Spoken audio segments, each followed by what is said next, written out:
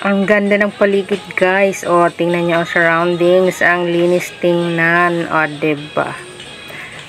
Napakaano ng ambience. Very relaxing. O, diba? Ang mga plato, ang mga kutsara, organized. Malinis tingnan.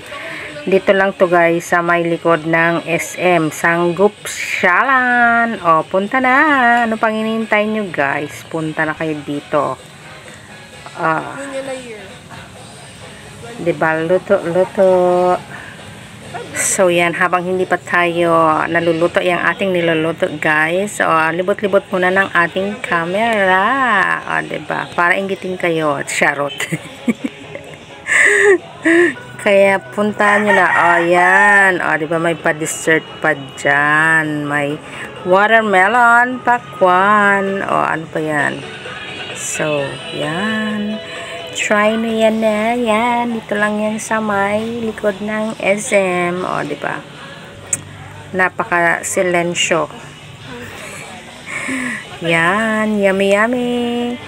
So, luto-luto time. O, diba? Yan yung paligid, guys.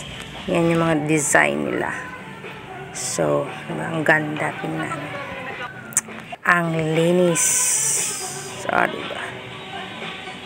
May paganyan pa. Flower. May mga kapis ata yan.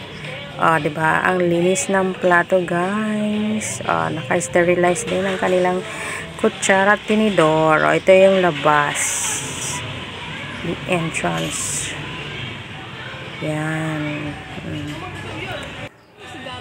So, yan. Balik-balikin na natin ang ating niluluto kasi it's time na para kumain. Gutom na si Mi. Thank you for watching. Bye.